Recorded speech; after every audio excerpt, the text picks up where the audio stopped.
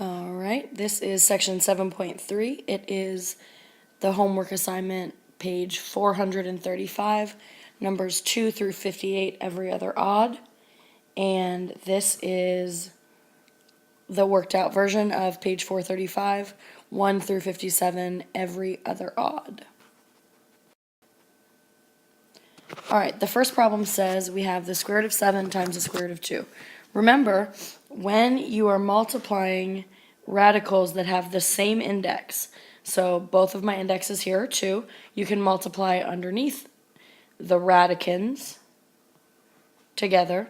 So we would end up with the square root of 7 times 2, which in this case is the square root of 14. We haven't learned how to simplify radicals yet, so we're just going to leave it the square root of 14. Next we have same situation. It is the cube root of 4 times the cube root of 9. So we're just going to write them both under the same cube root. So 4 times 9. We know that 4 times 9 is 36. So it is the cube root of 36. Again, we don't know how to simplify radicals yet, so we'll just leave it as the cube root of 36. On this problem, the approach is the same. You take the indexes are both 2, so we can go ahead and multiply together the radicands. All right, so we take 7 over x times 2 over y. We know that 7 times 2, remember when you're multiplying fractions, you just multiply straight across. So you take 7 times 2 is 14.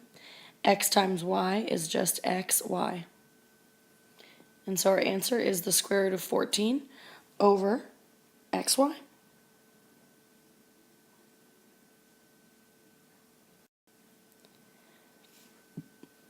All right, in this problem, we're going to go ahead and use our quotient rule, which in the past problems we've been using the product rule. So we have the square root of 6 over 49.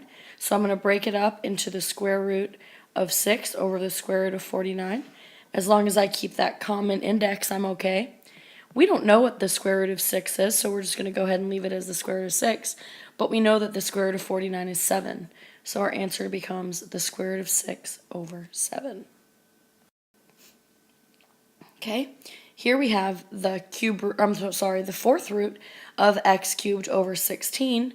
So we're going to approach it the same with the fourth root of x cubed over the fourth root of 16. Notice that I kept the fourth root here and here from the original problem. You want to keep your indexes the same. We don't know what the fourth root of x cubed is, so we're just going to go ahead and leave that alone. But the fourth root of 16 we do know is 2. So we can clean it up, and that becomes the fourth root of x cubed over 2. Okay, on this problem, we're going to approach it exactly the same way. We're going to use the quotient rule, and we're going to say the fourth root of 8 over the fourth root of x to the 8th. Okay, remember that you want to keep your common index.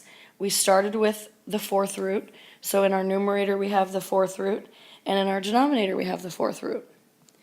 Now, we don't know what the fourth root of 8 is, so we're just going to leave it the fourth root of 8. However, the fourth root of x to the 8th, we can take our index and bring it back around here to become our denominator, just like in the past we took our denominator and brought it around to our index. So this becomes x to the 8 over 4, but we're not going to leave it x to the 8 over 4. So we're going to go ahead and clean this up even more, and we're going to say the fourth root of 8 over x squared, because 8 over 4 is 2. And that will be our final answer for number 21. Okay, same approach here. We're going to take the square root of x squared y over the square root of 100, keeping our common index of 2 for both of these. Now I can break this up into the square root of x squared times the square root of y, if that helps you see it better. And then we know the square root of 100 is just 10. And the reason I broke up the numerator is because we can go ahead and remember, we know that this index is a 2. So we can slide it around back and make it our denominator. So it would become x to the 2 over 2 power times the square root of y over 10. But we know 2 over 2 is just 1, so it would actually be x times the square root of y over 10. And that would be our final answer. Now, when we're approaching this one, make sure you're paying attention to this negative out front. We need to make sure that we keep the negative with the problem the whole way. And we're going to break it up into the cube root of z to the 7th over the cube root of 27x cubed. Now, make sure you bring your negative out front. The cube root of z to the 7th. If we take 7 divided by 3, okay, I want you guys to think about this. When you're talking about z's, 7 z's, z times z times z times z times z times z times z. Okay, in order to be able to pull them out front, I would need 3 of them. You always need the amount of the index in common in order to bring them out front. So you can count it. 1, 2, 3. That means I can bring 1 z out front. 1, 2, 3. That means I can bring 2 z's out front. And then I always box however many I have left so I know what to write. So I can bring 2 z's out front. So then that's z times z, which is z squared, times the cube root of whatever I have boxed, because that's what I have left, which is just 1z. So that becomes z squared times the cube root of z. And then in the denominator, I can break it up into the cube root of 27 times the cube root of x cubed. Okay, so my numerator is going to stay the same. Z squared times the cube root of z. And then over the cube root of 27 is just 3. And if I were to bring the index back to my denominator, you would get x to the 3 over 3. And we know that 3 over 3 is just 1. So our answer is z squared times the cube root of z over 3x. All right, now we've made it into the simplification part of the homework. So we have the cube root of 192. So as I said in the last example, when you're trying to simplify a radical, you're going to look at the index. In this case, my index is 3. So anytime that I want to be able to pull a number out in front of the radical, I need to have 3 of that number in order to be able to pull it out into the front of the radical. So I need to ask myself, I'm going to make a factor tree. What times what gives me 192? Now on this, if you have a calculator, you can figure out what the factors of 192 are, or you can always just divide it by 2 since it's an even number. I know that 16 times 12 gives me 192, so I'm going to go ahead and start with 16 and 12. And as soon as I take the factor of something, I cross it out, so I know later on when I'm circling what's left that 192 is not one of my options. So then I'm going to say what times what gives me 16. I'm going to go 4 times 4. And then what times what gives me 4? 2 times 2. And then what times what gives me 4? 2 times 2. What times what gives me 12? 3 times 4. Cross out the 12. What times what gives me 4? 2 times 2. Cross out the 2.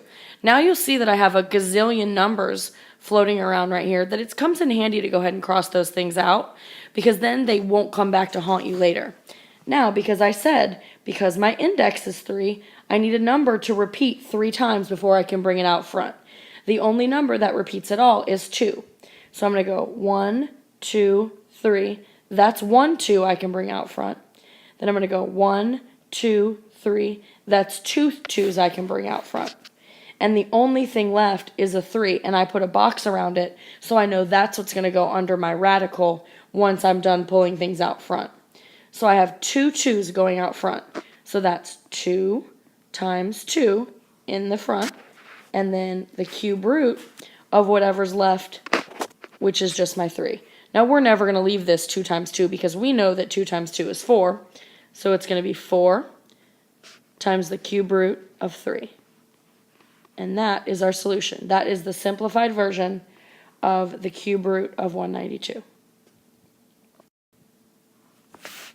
Okay, now I'm going to do the same thing for the square root of 24. But this time, since I'm talking about a square root, I'm going to need 2 times of a number being repeated before I can pull it out front, because we know that there is a 2 right there when we're talking about square roots. So when I break up 24, you can do 6 and 4, you can do 12 and 2. I'm going to do 6 and 4. And then what times what? Cross off the 24 once you're done. What times what gives me 6? I'm going to do 3 and 2. And then what times what gives me 4? I'm going to do 2 and 2. Now, in order to pull a number out front, I need 2 of them in this case. Just cross out my 4 there. Sorry about that. So I'm going to say 1, 2. That's 1, 2 I can pull out front. And then I've got a 2 and a 3 left. There's nothing repeating. So I'm going to box my 2 and I'm going to box my 3. And that's actually what goes in under my radical. So I know I can bring a 2 out in front of my square root. Then I've got the square root of 3 times 2, because I was left with a 3 and a 2 here. So again, we know what 3 times 2 is, so we can go ahead and multiply those together. So the reduced version of the square root of 24 is 2 square roots of 6. All right, now I've got the cube root of 16y to the 7th. So I'm going to break it up. I'm going to say the cube root of 16 times the cube root of y to the 7th. Okay, now that's just doing the product rule backwards, and that's going to make my life a little bit easier when I go to make my factor trees. So here I'm going to say 16. Now how many times do I need to have something repeat in order to be able to pull it out of the front? In this case, 3, right? Whatever my index is. So I need a number to repeat 3 times before I can bring it out in front. So what times what gives me 16? You can go 8 and 2. You can do 4 and 4. What times what gives me 4? 2 times 2. What times what gives me 4? 2 times 2. And I said I need 3 of a repeated number in order to bring it out front. So I'm going to go 1, 2, 3 2s that I can bring out front. So I can bring 1, 2 out front. And then I'm going to box the last thing I have, which is a 2, and that goes in under the radical. So it's 2 times the cube root of 2. And then I need to deal with this cube root of y to the 7th. Now you can look at it one of 2 ways. You can either write 7 y's, okay, and then count how many. You need 3 still in order to bring 1 out front. So I've got 1, 2, 3. That's 1 y I can bring out front. And then 1, 2, 3. That's 2 y's I can bring out front. So I'm going to bring 2 y's out front, which is y times y, which is y squared. And I'm going to put a box around what's left, which is what's going to go under my radical, which is just the cube root of y. So now I need to bring both of these back together again. I'm allowed to do so because I have the same index. So I'm going to multiply my outside terms together. So I have 2y squared times the cube root. And I'm going to multiply the radicands together, which would be 2 times y, which is 2y. So my final answer is 2y squared times the cube root of 2y. Okay, for number 45, we're just going to simplify the square root of y to the 5th. Now we know that there's a 2 out here, so it is the square root. You can do this one of 2 ways. You can say y times y times y times y times y 5 times, and you would need a number or a variable repeated twice in order to bring one of them out front. So I've got 1, 2, that's 1 y I can bring out front, 1, 2, that's 2 y's I can bring out front, and then remember I'm going to box whatever I have left. So out front I have y times y, which is y squared times the square root of y. Okay, now that's one way. Another way you can do it, and this is how a lot of people see it.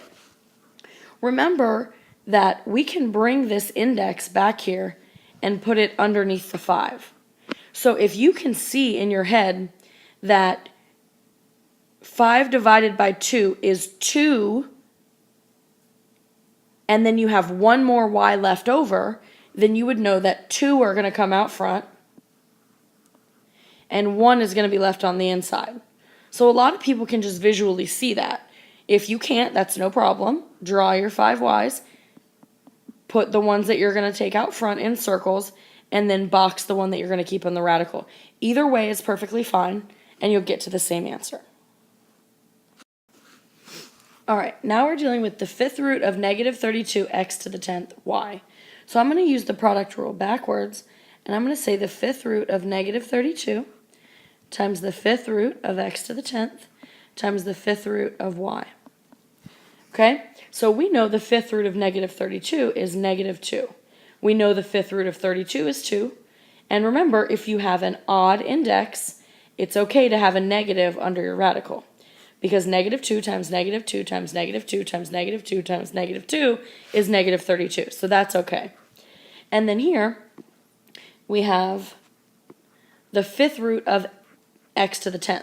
So I know I can take this index back and make it my denominator. So this is going to become x to the 10 over 5, which we will later change to 2.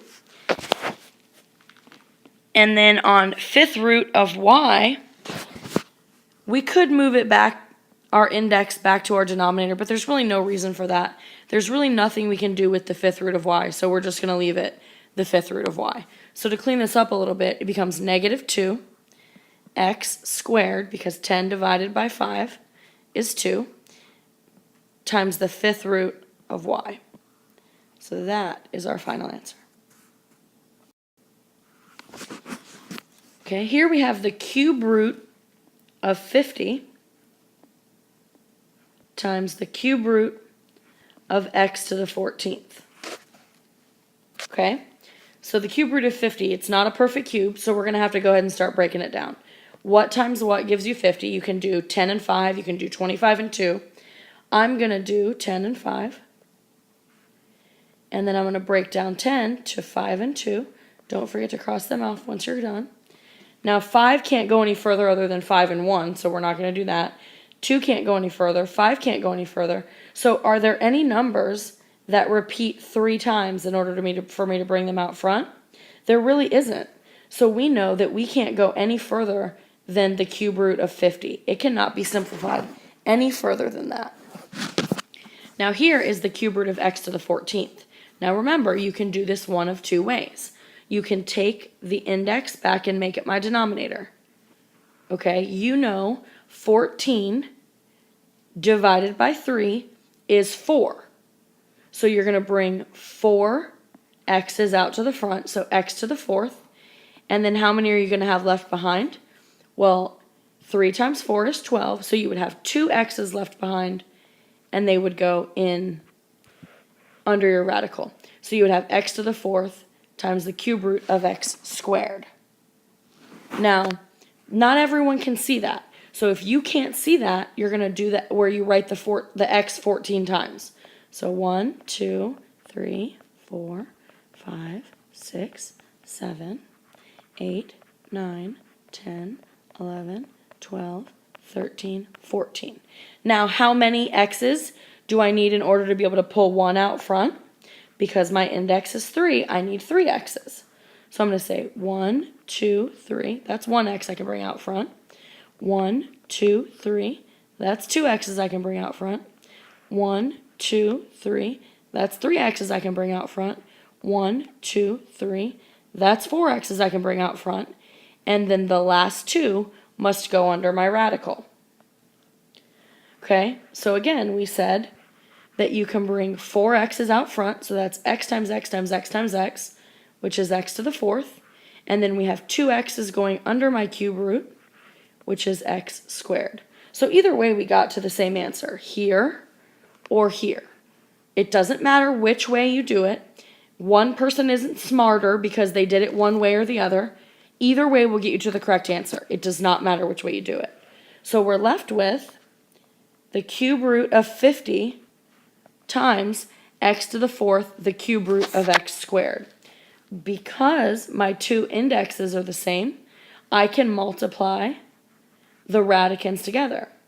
So I've got this x to the fourth I'm going to keep out front, and then I'm going to have the cube root of 50 times x squared, which we know is 50x squared. And that is your final answer. Okay, we've got the square root of 9x to the 7th, y to the 9th. Let's go ahead and break it up. Square root of 9 times the square root of x to the 7th times the square root of y to the 9th. That's a 9. Sorry about that. That didn't make it any better. Let's try that again. 9. Anyway, it's a 9. All right, we know that the square root of 9 is 3. The square root of x to the 7th, remember this is a 2 here. So we can bring it back and make it our denominator, 7 over 2. You know that 7 over 2 goes 3 times with 1 left over. So it would be x cubed and then just 1x on the inside. If you didn't get that, you would say x times x times x times x times x times x times x 7 times. And you're going to need 2 in order to pull 1 out front. So I'm going to go 1, 2, that's 1 out front. 1, 2, that's 2 out front. 1, 2, that's 3 out front. And then 1 stays behind. So again, 1, 2, 1 out front, 1, 2, 2 out front, 1, 2, 3 out front. So it ends up being x cubed out front, and then this x left behind is my x that's underneath my radical. So either way, getting to the same answer. Here, again, you can bring back the 2 and say 9 divided by 2. 2 goes into 9 4 times with 1 left over. Okay, so that means I can bring y to the 4th out front and then put the square root of y left underneath the radical. Or you can say y times y times y times y times y times y times y times y times y. 9 times, right? You need 2 in order to be able to pull 1 out. So 1, 2, that's 1. 1, 2, that's 2. 1, 2, that's 3. 1, 2, that's 4. And you have 1 left behind. So, just like we said right here, 1, 2, 3, 4 y's came out front with 1 left behind. Either way, got to the same answer. Now we need to combine them. Because I have an assumed 2 here and an assumed 2 here, I can multiply the radicants together. But first I'm going to multiply everything that I have outside together. So I have 3 times x cubed times y to the 4th. So that's 3x cubed y to the 4th times the square root of my radicants, which would just be xy.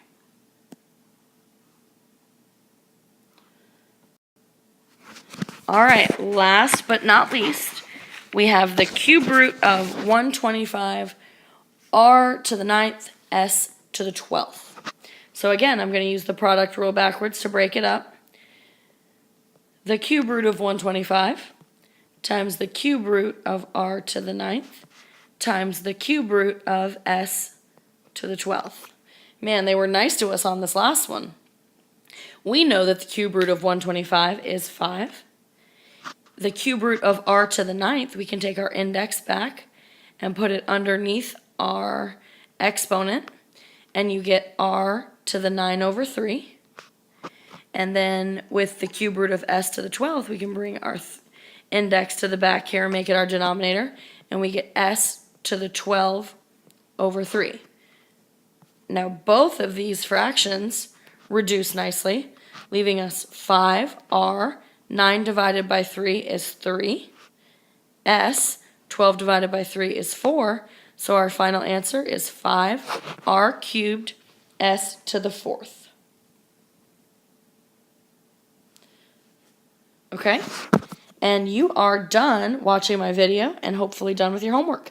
So have an awesome night, and I will see you guys tomorrow.